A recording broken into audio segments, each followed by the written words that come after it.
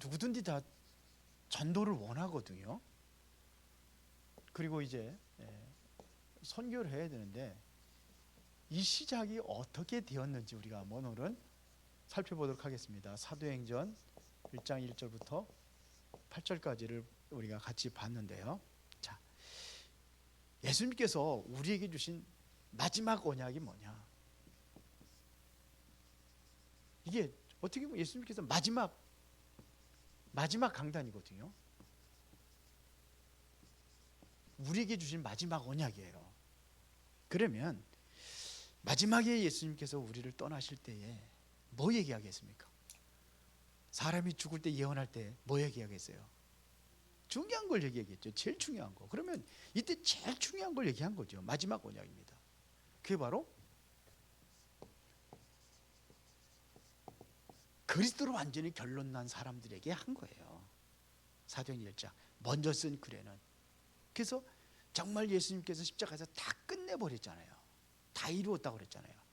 이 죽음이 끝난 게 아니라 그게 시작이었어요. 이 그리스도라는 시작입니다. 그리스도에서 결론난 사람들에게 예수님께서 40일 동안 설명을 하셨어요. 이거를 집중해서 40일 동안 설명하셨습니다.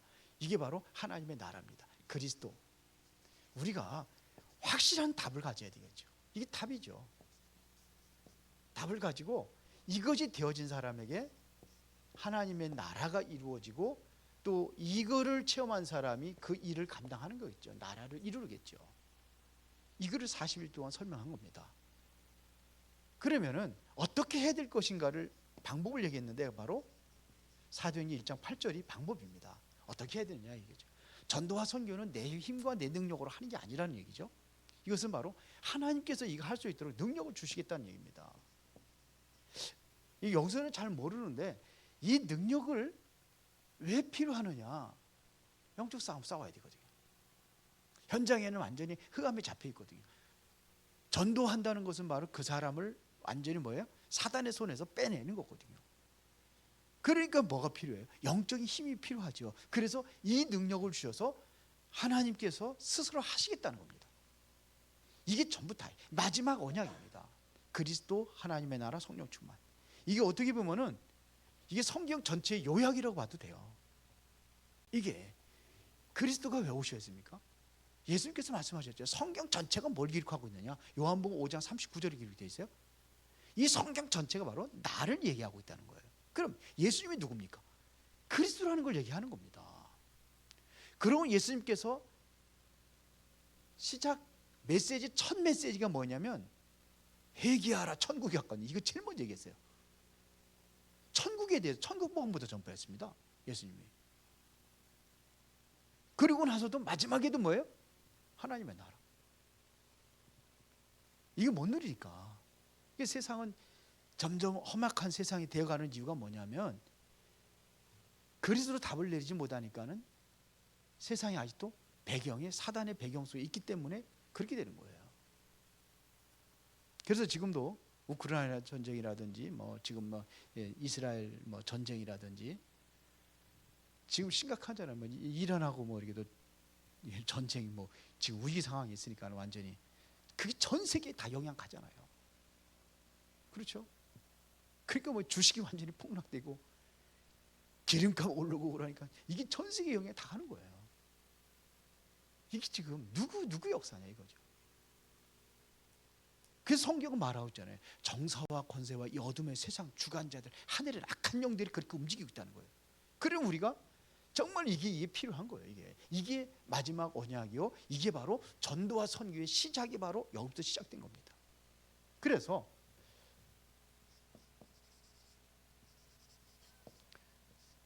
이 언약을 잡고 어디에 모였습니까? 마가다락방에 모인 겁니다. 그게 사도행전 1장 14절입니다. 이게 시작이었어요. 이 언약이 확실한 이 언약을 붙잡고 이 사람들이 모여서 뭐 했냐 이거죠. 전도와 선기를 어떻게 해야 될 것이냐 이거부터 시작한 겁니다. 내 감람원의 산에서 내려와서 모인 겁니다. 여기서 모인 거예요. 그러면 뭘 가지고 모였습니까? 내용이 있을 거 아니에요. 그게 바로 메시지입니다. 그래서 우리가 이게 중요한 거예요. 우리가 지금도 우리가 이 언약을 붙잡고 지금 또 여기에서 이 말씀 속에서 우리가 메시지를 붙잡는 거예요. 여기서 메시지를 붙잡은 거예요. 모여서. 그래서 우리 지금 주로 뭐냐면 이제는 강단을 통해서 우리가 하나님의 말씀을 듣잖아요. 강단 메시지. 그래서 여기 중요합니다. 나는 강단 메시지를 붙잡고 또 우리가 현장에 나가야 되니까는 이게 메시지가 현장으로 연결돼야 되는 거예요. 이걸 현장 메시지라고 하죠. 하나님의 말씀이 현장하고 연결돼야 돼요. 그리고 우리가 전체 같이 가야 되니까 또 전체 메시지의 흐름을 또 따라가는 겁니다. 그래서 이게 중요해요. 강단 말씀, 현장 메시지, 전체 메시지. 자, 목사를 통해서 말씀을 주잖아요. 이게 하나님께서 내게 주신 말씀이라는 것을 메시지를 딱 들려주면은 우리는 기도할 수밖에 없는 거예요. 이게 메시지가 들려질 때에 우리는 이것 잡고 뭐냐? 기도하는 겁니다. 말씀을 내가 마음에 간직했으면 이게 기도로 연결되는 겁니다. 그렇죠? 그러면은 내가 이 말씀 속에서 늘 기도가 된 자면은 이상한 소리를 할 수가 없겠죠. 다른 소리 할 수가 없겠죠. 틀린 소리 할 수가 없는 거예요. 그러면은 보세요. 요 메시지를 가지고 모였던 모임들이 바로 사도행전 2장 42절에 보니까 정확하게 얘기하는 거예요. 거기 보세요. 사도들의 가르침을 받아. 이것은 바로 공예배입니다.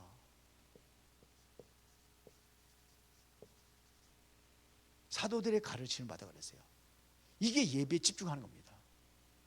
그러니까 여기에 집중하다 보니까는 이 말씀 속에서 이제는 시간표가 나오는 거예요. 그게 뭐냐면 5가지 시간표가 나왔습니다.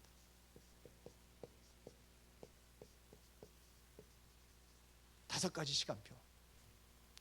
그래서 사도행전 2장 1절을 보니까 오순절 날이 이미 이름에 오순절 날이라니 그 시간표인 거예요. 바람 같은 불 같은 성령의 능력이 그들에게 임하니까 5절에 보니까 그때에 그랬습니다. 그때라는 것은 뭐 그때에는 15나라 사람들이 모이 도저히 불가능한 일들이 일어난 거예요. 쉽게 말하면 모일 수 없는 데 일어난.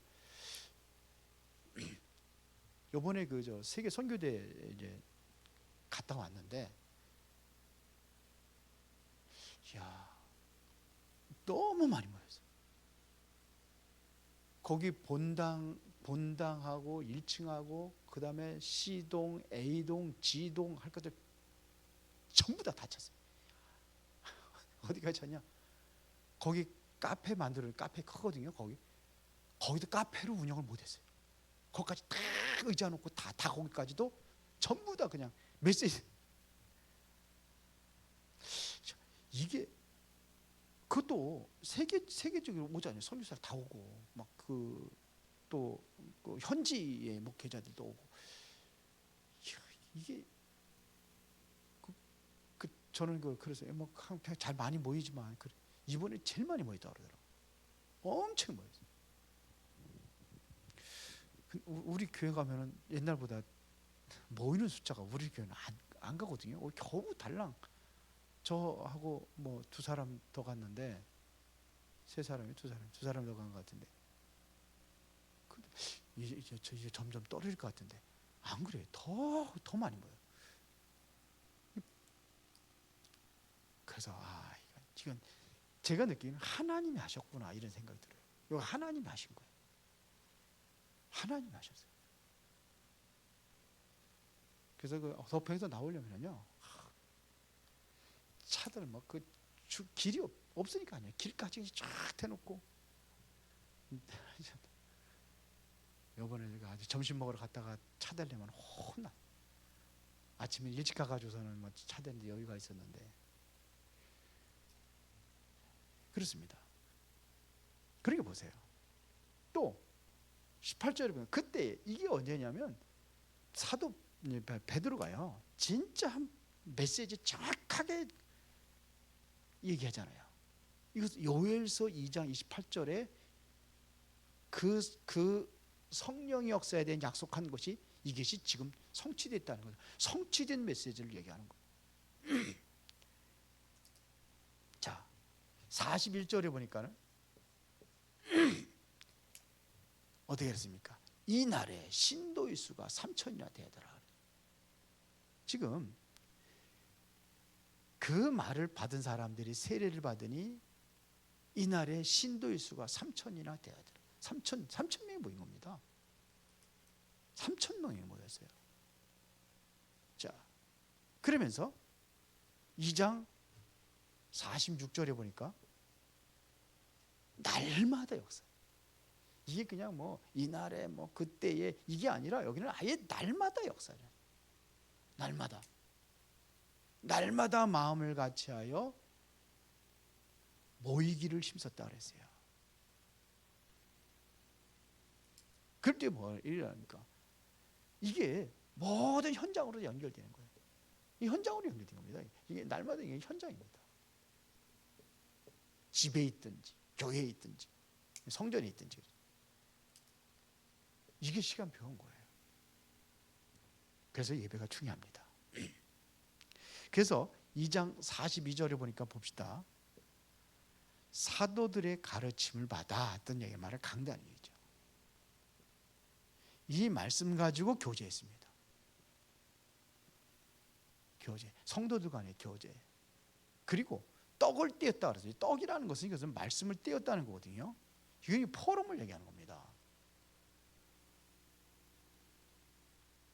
그러면서 또 뭐합니까?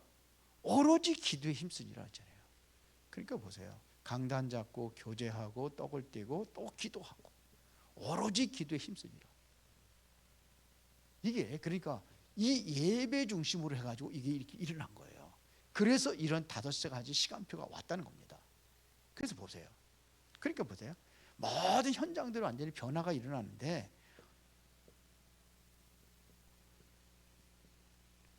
보세요. 여기 2장 46절부터 47절에 여기뿐만 아니에요.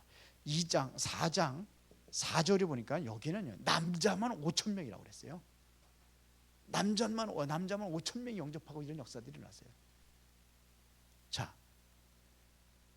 그리고 어느 정도냐면요. 6장 7절에 보니까 그 환란 속에서 중직자들을 세웠는데 이때 시간표입니다. 여기에 보니까 제사장 무리도 돌아왔다고 되어 있어요. 제사장의 무리들이 아주 돌아왔다는 이런 얘기입니다. 이런 일이 일어났습니다. 그러면 현장의 비밀이 뭐니까 계속 문이 열리는 거예요. 쉽게 말하면 계속 문이 열려진 겁니다. 이게 현장의 비밀이에요. 응답의 문이 열려진 거예요.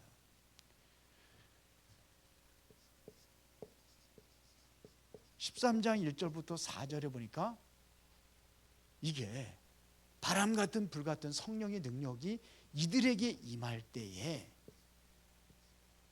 13장 5절 주여 이 12절에 보면은 이게 누굽니까? 여기에 박수무당이 꺾어진 거예요. 흑암이 꺾어지고 그리고 총독이랑 이 정치인 아닙니까? 이게 흑암이 정치인 속에 들어갔는데 이게 다 무너져 버리는 거예요. 그래서 지금도 정치인들 전부 다 은연중에 막 숨어서 다 해요. 지금. 그래서 무당들이 이런 사람들이 무속인들 이런 사람이 제일 바쁠 때가 언제냐? 바로 선거철이 제일 바쁘다고 그러잖아요. 여러분 좀 관심 가져보면 들어가 보면은요, 뭐 그 굉장히 많이 나옵니다. 무당들하고 해가지고 누가 뭐 어떻게 될 건지 그 다 나와요. 국회의원도 다 합니다. 이게 지금 이 정도예요 지금. 이게 숨어서 하는 게 드러나는 게 윤석열 대통령 저기 할 적에 왕자 그리고 나한테 그거 가지고 막 그래서 그러지 다 있었다고 막 아니라고 그래.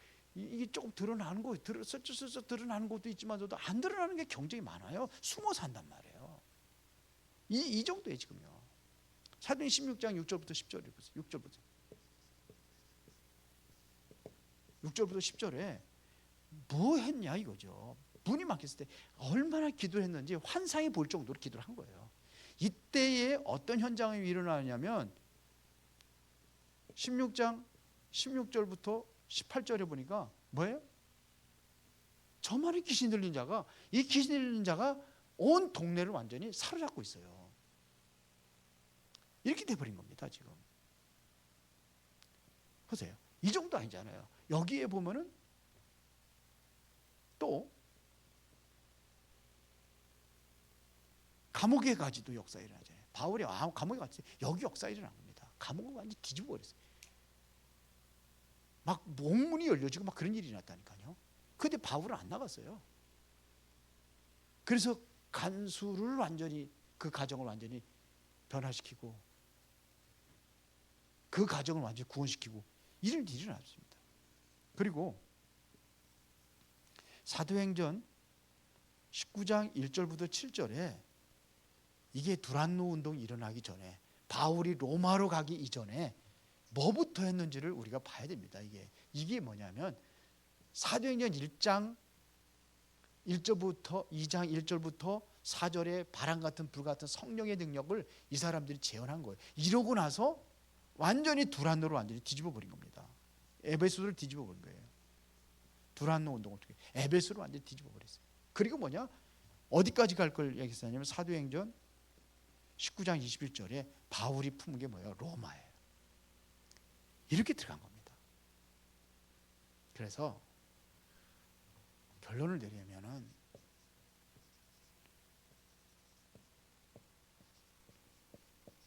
전도 선교는 이거는 하나님께서 준비하신 겁니다. 이것은 하나님의 약속입니다. 하나님께서 하시겠다고 약속하신 겁니다. 언제부터 약속했느냐? 아브라함을 부를 때부터, 창세기 12장 1절부터 3절에 아브라함을 부를 때부터 얘기를 한 거예요. 너로 말면 모든 민족이, 모든 족속이 복을 받을 것이다. 이거 얘기했어요. 그러니까 전도 선교는 이때부터 이루어진 거예요. 이때부터 약속한 겁니다. 근데 이스라엘 백성들이 자꾸 이거를 놓치니까는 자꾸 노예가 노예가 되고 포로가 되고 속국이 되고 뭐 유랑민족으로 막 흩어지고, 이거 몰라서 그래요. 그러면은 내가 존재하는 이유가 있다면은, 나도 마찬가지지만은 우리 지구가 존재하는 이유가 뭡니까? 예수님께서 말씀하셨잖아요. 마태복음 24장 14절에 모든 민족이 복음이 증거된 이후에 그제야 끝이 올라 그랬어요. 그래서 하나님의 절대 목표가 뭐냐? 세계복음화입니다.